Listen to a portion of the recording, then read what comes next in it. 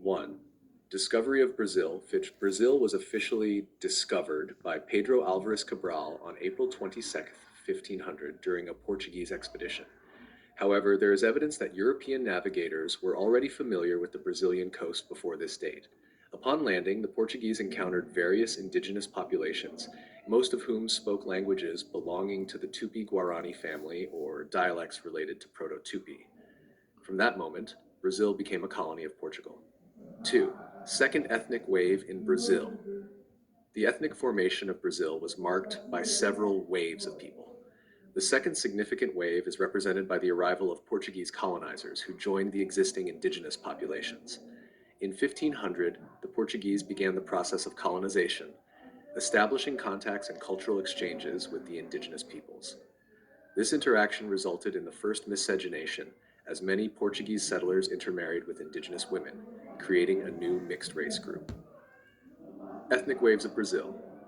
First wave, indigenous peoples. Before the arrival of Europeans, the territory now called Brazil was home to numerous indigenous ethnicities.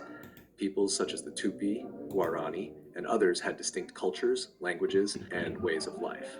They formed the original basis of Brazil's population. Second wave, Portuguese colonizers from 1500 onward. The arrival of the Portuguese introduced a new ethnic group to the territory. The mixing between colonizers and indigenous people began to shape part of Brazil's identity. Third wave, enslaved Africans from the 16th century onward. From the 16th century onwards, with the expansion of economic activities, especially sugar and gold production, the trafficking of enslaved Africans intensified. Around 4.8 million Africans were brought to Brazil, significantly contributing to the ethnic and cultural diversity. This process of miscegenation, combined with the later arrival of other immigrant groups, Italians, Germans, Japanese, etc., helped to form the complex and rich ethnic composition that characterizes modern Brazil.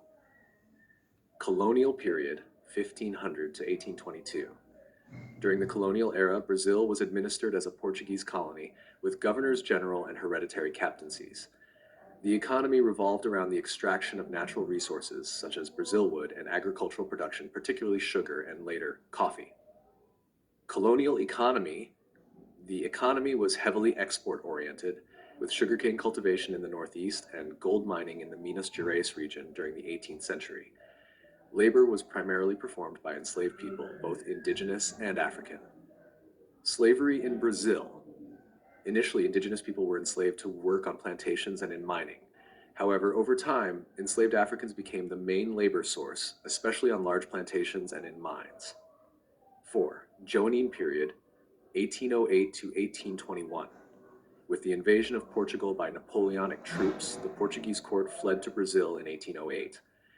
This period brought significant changes, such as the opening of ports to international trade and the beginning of reforms that paved the way for Brazilian independence.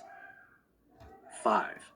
Brazilian independence, 1822. On September 7, 1822, Prince Dom Pedro I, son of King Dom João VI, declared Brazil's independence from Portugal. The country became an independent constitutional monarchy, with a political system marked by the presence of two major parties, the conservatives and the liberals. Verse 6. First reign, 1822 to 1831.